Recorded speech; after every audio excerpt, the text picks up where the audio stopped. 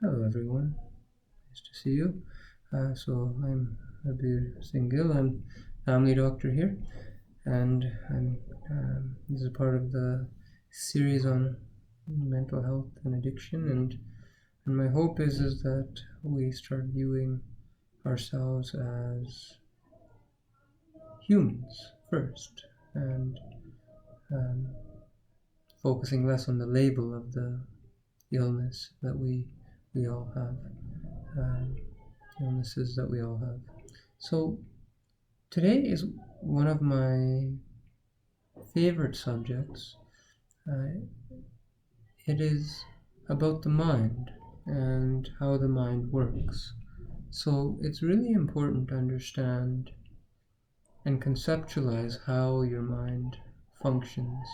So there's anatomical ways of understanding this, like the brain and the cortex and the brainstem and the midbrain and all of that, which is important, which we will get into in another segment.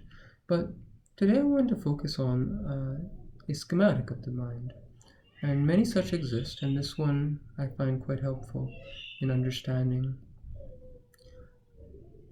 the way the mind works and how it can become dysfunctional. And so I think this analogy is what I call the subconscious garbage can, and it's how one's subconscious, which is a very powerful computing system that helps us, function day to day, how it becomes functioning more like a garbage can, which is more like a landfill. Stinks. Stuff doesn't move, doesn't get moved out, and then that stinkiness spreads around. So this analogy, I call it the subconscious garbage can. It comes from several kind of ideologies, and I think there's different ways of understanding it. This one in particular delves a little bit into the yogic understanding of the mind, and so draws a little bit on those concepts. So let's get through it. So I'm going to draw out a couple of things here. So we'll just call this whole thing subconscious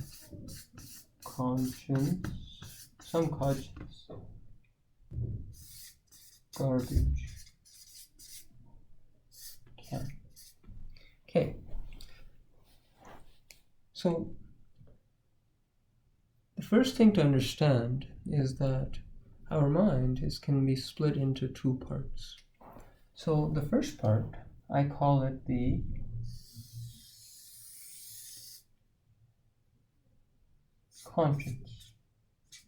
conscious mind.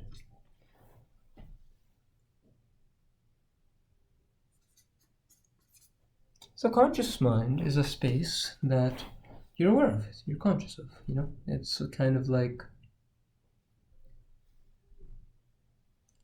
what you're able to contain in your mind and focus your attention on. That's all considered to be in your conscious space. And so that's one part. And then the second part is a bigger part, and we'll call this the subconscious.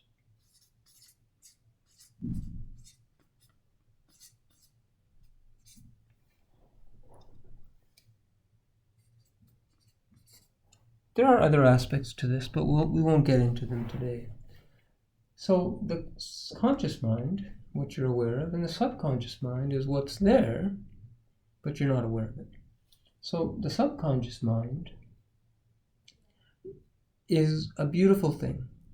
It's the thing that allows you to park an idea. So, for example, if you want to go to dinners tomorrow, and you're not sure where you want to go, there's a lot of variables to consider, and you can't figure it out all at once. So you say, okay, you know what, let me get back to you. And that you tell your friend, and you put your attention on other things. And what happens is that idea, dinner with friend, gets deposited down here. And when it gets deposited down here, this computing system starts working on it. Starts thinking of, okay, well, what's your price range? What part of town do you like? What are the special holidays? What are the special deals available? What is your friend like? What does your friend not like? What's convenient? Where did you have a bad thing happen and you want to avoid? What are your triggers? What kind of food do you like? There's a lot of variables out there. What time is it busy, etc., etc. So there's so many variables that you can't consciously compute all of them. So what happens is you say, I'm going to get back to your friend. It gets over here, and your mind starts computing all of these variables. And at some point, it's like, okay, it finds the one answer that satisfies as many conditions as possible, and it pops it back up here. And you say, okay, I want to go to dinner at Humpty's, because that's just, what you like to do. And it works, so you go and you have fun. So another example is Einstein. Einstein had a very powerful subconscious mind. He knew that there were some deeper truths to life, and he started kind of working on things.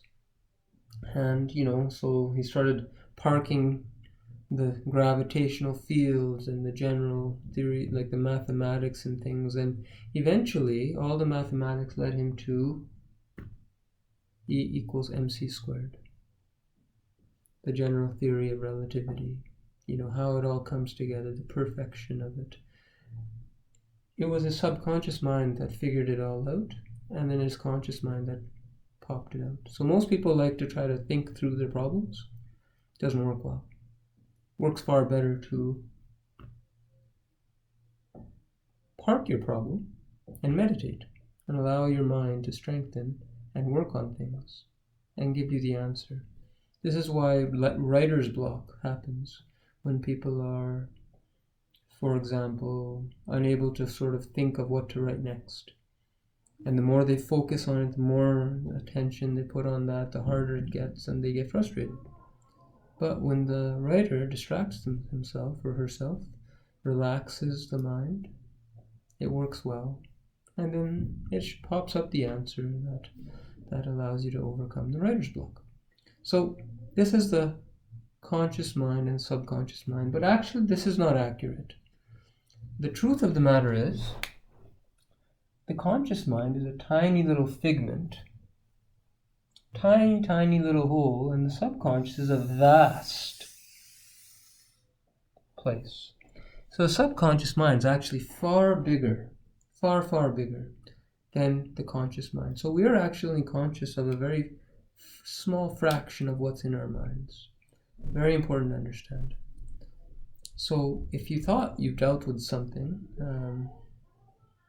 because you think that there's nothing in your mind happening with it, well, you know what, unless you're aware of the subconscious mind, you aren't actually aware. So some people, for example, will describe, mentally I'm well, everything's great, but you know what, at night I have terrible nightmares.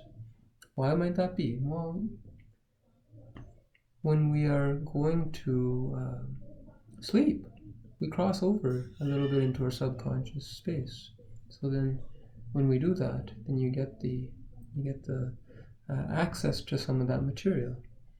And sometimes it's a little scary because there's stuff there. So, important points to understand.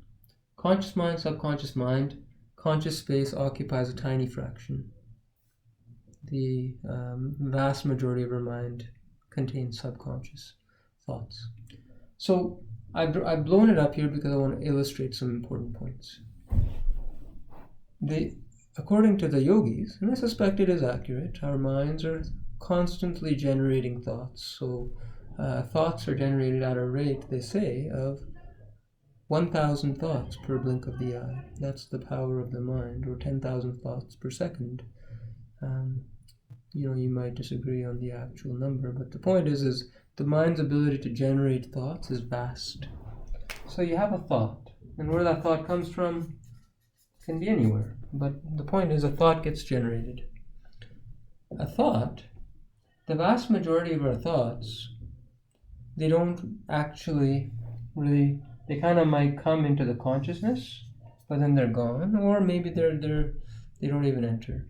So let's say you have 1,000 thoughts, 1,000 thoughts, 999 will go by the wayside and you won't really even be aware of them.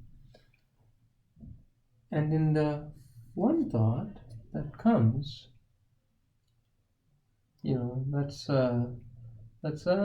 change the number here. Let's say of the 10,000 thoughts, maybe let's say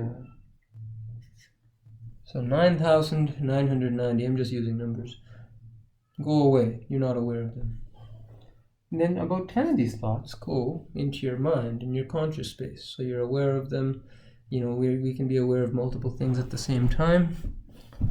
And then, so you become aware of the thought. And then that thought goes from a normal thought. Again, you dismiss some of them just offhand, just irrelevant, random things, traffic jam on the way to work kind of stuff. Not really that important. And if you don't dwell on it, most of these thoughts actually go away. And let's say 8 of them go away, because most of them do. Then what happens is the remainder of the thoughts go, and then they form what we call complex thought.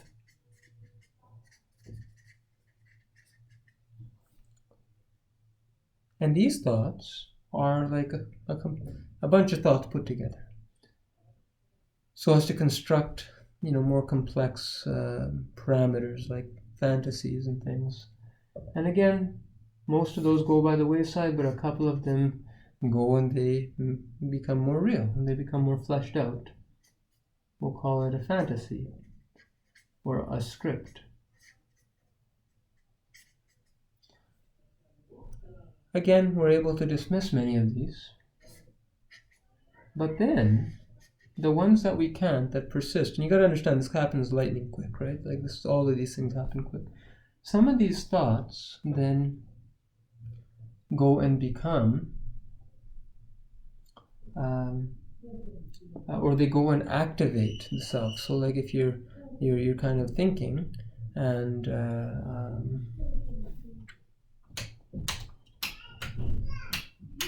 sorry, I'm just going to turn on the light here.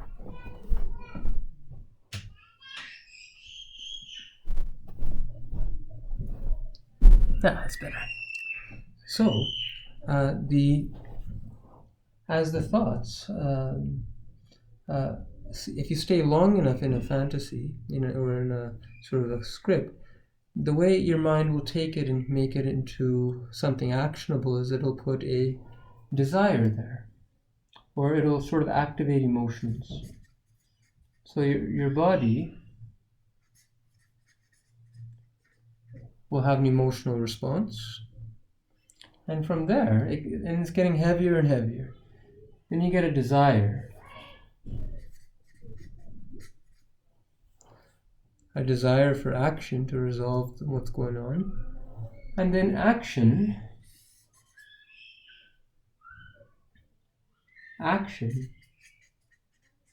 allows you to get rid of or activate or fully resolve that thought. And so then it's gone, right? So like, for example, hunger.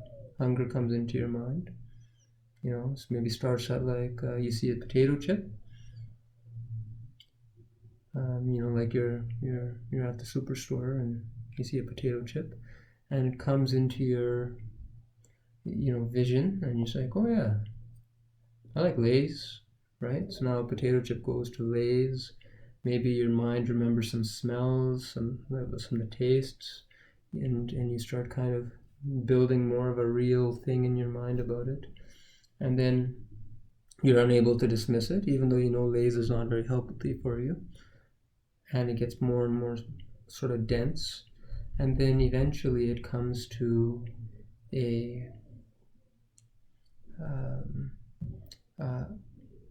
activation of your hunger. So it activates hunger, it activates salivation. It becomes very hard to ignore. And so then you say, well, I'm going to get the Lay's. So you buy the Lay's, you open it up, you eat it, because that's what your fantasy was. And then you've satisfied it. So then the craving goes away, because you've acted on that desire. And in this case, the desire wasn't particularly good, but you acted on it, and so it dealt with it. It's gone. May come back, may not. Action on the emotions and desires results in elimination of the thought, so that you can then begin the cycle again. So that's if you act on something. If you feel guilty after a fight, and you know you should say, I'm sorry and I love you to a loved one, and you don't do it, you know it gets heavier and heavier in your head. But once you actually do what you should do, which is apologize and say I love you, once you do that, it's like a weight's lifted off your shoulders. In Alcoholics Anonymous, they have a lovely saying that I really think is applicable to everyone. It's, we are as sick as the secrets that we keep. If we have a secret that's very shameful, we know we should probably tell somebody about it, but we keep it in because, you know, of the shame and the guilt and all that. But once we out it, we feel lighter. So that's an example of that. So now what happens if we don't? What happens when we say, okay, we have this desire, we have this emotion response, let's say it's anger. Let's say we're thinking of a situation that's making us angry. But we don't allow it to go. Instead, we distract ourselves. So once the emotions come, let's say we distract ourselves. Well, now we've created another pathway. We've done what Einstein did. Or we did what you do when you go to dinner. Oh, I wonder what I should eat. I don't know. Yeah, you know what, I'll figure it out later. Let's get on to something else. So, let's try that with anger. Okay, I'm angry. I'm going to have a beer. Or something. Alter my mind in some way, so that I don't have to deal with the anger. And then it actually works, right? Anger goes away. You put your mind somewhere else, you distract yourself, you watch a Netflix movie, and now you're no longer angry. So what happened? Well, you didn't deal with it, right? There was no action, productive action to take care of the problem. Instead, you distracted yourself.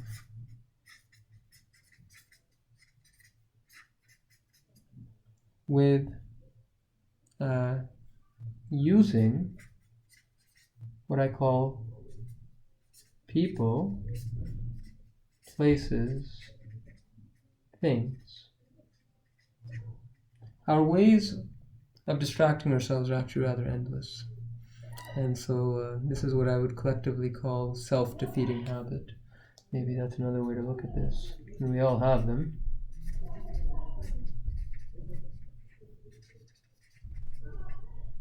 Regardless. So now you distracted yourself. What happens to that anger? Well, that anger actually gets deposited. Anger is not something that your subconscious is built for. Your subconscious is built to solve problems that you can't solve in the moment. Anger is not really easy to solve, right? We all know that anger is like an iceberg. It's the tip of the iceberg. There's a lot of complex things down in it. Shame is another one that's really tough. Fear, right? So we distract ourselves from these negative emotions, and they come, and then over time we start gathering more and more. Some things are tiny, some things are big. So you're taking your subconscious, and over time you keep depositing things that can't be resolved, things you won't resolve, things you don't want to visit. And over time, you turn your beautiful subconscious into a garbage can. And if that goes on long enough, that garbage can becomes a landfill. And we all know landfills are very stinky. So, the interesting thing is, this process actually happens and begins early on in life. So we learn how to do this distract business. We actually learn that from our parents and the adults in our lives. We learn that, as children, to don't talk about your emotions, or man up, right? There's that word out there, or woman up, or don't be a sissy, right? By crying or whatever. And when we, for example, choose not to cry, which is the appropriate action for a lot of emotions, tears in my business are liquid gold. Never interrupt a good cry, as far as I'm concerned. Cry it out. Cry for an hour, 2 hours, whatever. Because it is an amazing adaptation tool. And as a society, we've blocked it down. We've blocked it down. And we use drugs and whatnot to shut that down. And as a result, this process continues. But people aren't aware of it. And some things are bigger than others. And what ends up happening is, when it gets to a certain point of fullness, and it continues to sort of expand itself, because it's trying to help you out, right? It's trying to sort of handle your stuff. It expands, but until at some point it can't expand. It's not an infinite space. It's a finite space. And so at some point it's pretty full. But this process is ongoing. The onslaught of thoughts is non-ending. So it's ongoing. And at some point, you have a trigger. Something happening in your conscious space that you really don't want to deal with. So let's call it the bomb. Something happens, a traffic jam happens, and you're like, really angry. Well, you're going to do what you're going to do. That's all set. You're going to do what you're patterned to do. So you're going to deposit that big ball in here. But the trouble is, there's no space here anymore. The space has gone. But that's still going down there. There's no stopping that. So what happens is it displaces some stuff that's already there. It may be similar stuff, like an explosive, right? Explosion blows up.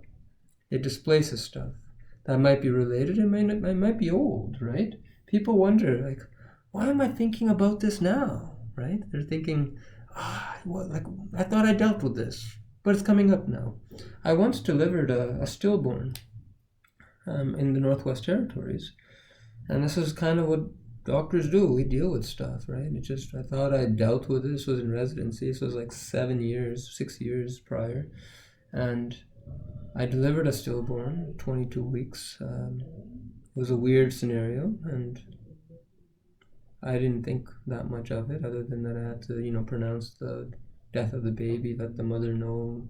Mother was obviously numbed out and in a difficult situation. And yeah, that was that. In hindsight, I do recall eating a lot of bag of chips sometime after that. But I didn't feel overly bothered. I didn't think anything of it. But then all of a sudden, about, I'd say 6 months or a year ago, all of a sudden, all out of nowhere, I was meditating and bang, this memory comes up.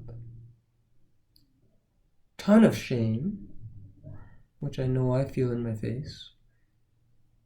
Powerful. And then, knowing what I know now, I just sat in it. I was yeah, I felt that, I allowed myself to cry a little and allow those emotions to come up, and then they were gone. And it hasn't bothered me since. But like most doctors, I don't deal with my emotions, or I didn't back then, as effectively. And so what they do is, new triggers come, and then they leave the garbage can only by displacing old garbage. And so you end up with maybe a bunch of small things, maybe some big things, that then enter your thought generation field, which then enter your consciousness. So instead of getting fresh, original thought, stuff to help you live your life and guide you better. Now you're stuck recycling your landfill. That's pretty stinky business, isn't it? If you just sort of take your landfill, garbage stuff out, put it back in. Out, in, out, in. It's kind of gross. And so this is how people, the more they do this, now this could happen if you're really traumatized, you'll start doing this in your 20s, maybe even in your teens. Maybe you'll have to do things like cutting to deal with it, right? Some people can't deal with it. They commit suicide because this onslaught is so difficult and, can't escape from it all the time. Some people get into addiction, right? But the thing is this pattern plays out in all of mental illness and addiction, and it's a function of how you think. The problem is not this. The problem is not the full garbage can. It really isn't. The problem is this pattern of distracting yourself from with people, places, and things, using people, places, and things, which results in the deposition of the garbage, emotions. It's called the emotional garbage, that really you should have just dealt with. That if you had just dealt with it, you look at young toddlers, they fight, right? They're like in a playpen and they're like playing, and then all of a sudden one gets upset and the other one gets upset and they let it out. 5 minutes later they're back to playing, happy, because they don't park anything. They don't park emotions. A kid who's healthy, and most young toddlers are very healthy, they don't park anything. They let it out at the moment. They learn from humans, us elder humans, that, you know what? You're not supposed to show your anger. You're not supposed to show your shame. Hide that. It's not becoming, And so they learn that from us. And this is how they develop their landfill. And so that's one way to understand the disease process. And a lot of what we do these days in society is, it's not wrong, but we're stuck. This is a person who's anxious, depressed, has a lot of stuff going on. And what we do is we cope. So we maybe add an antidepressant to the mix. Maybe we drink, right? Lots of functional drunks out there who are drinking, coping, and this is what they're doing. They're expanding their subconscious space so they can cram more stuff in. But the end is always there because the space is always finite. And so until one starts to deal with the emotions, this is why in psychology we say feel the feelings. That's a very common thing. Feel your feelings as they come up. They dissipate. Honor your feelings. If you're feeling shame, say, yeah, you know what? Thank you, self. I needed to feel that.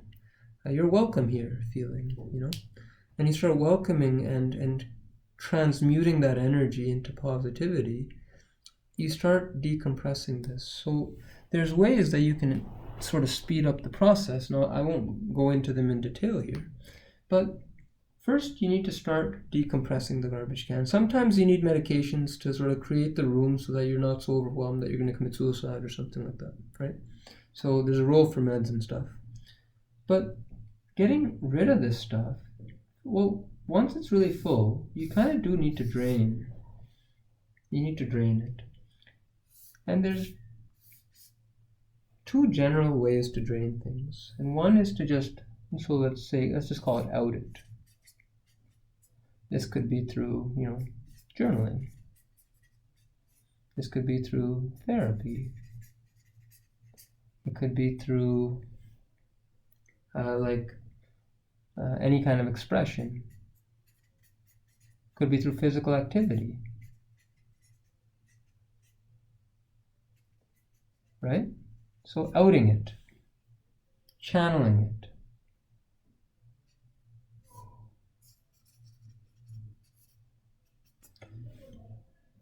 And that's helpful. A lot of people cope by putting things out. A lot of DBT, dialectical behavioral therapy, focuses on ways to just kind of out things.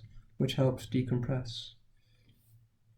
And a very helpful thing is meditation. Meditation, what it does, it takes these big things. So let's say it takes this big thing right here, which is really big. Meditation is kind of like a little carburetor, which takes it and breaks it down into small things, little dust. But that dust actually can then be expressed using your journaling, and you can get rid of it. So if all you do is meditate, so last talk we talked about connect to self, connect to others, commit to daily practice. Well, if you're going to connect to yourself, you can take the big stuff and carburate it down into little stuff that's manageable, but then you still got to do something with it. You still got to act on it. If you did someone wrong something, it ain't going to get better until you act on it, right? So this is how that technology can go, but the purpose of this is to just describe a concept and a way of understanding how your mind works and how it can become dysfunctional and how you can restore it to function. And the process of decompressing this can begin at any age. It can begin at 80. I've treated people who are 80 years old, 90 years old. It can begin at the age of 15, 10, right? We should be educating our children in sort of these things, that it's okay to cry, it's okay to be expressive, it's okay to, let things out that are bothering you, even if it's inconvenient for everyone at the time, and then avoid this. But anyone can start decompressing this at any time, and when we do that, health is possible. I don't think anyone's broken. I think we're all sort of blessed humans in this earth, and my hope and my prayer is that we will be able to move forward from where we are. But you can't understand the solution if you don't understand the problem. And so this is my subconscious garbage can analogy. I humbly beg forgiveness if I've offended or said anything incorrect, but I will endeavor to learn. And I always tell patients that actually, as much as they may learn from me, I learn 10 times more from them. So if you do have something about this that you'd like to share, please do share in the comment section, or you can email me. Thank you, and next time we'll talk about some more stuff. It's been a pleasure. Bye now.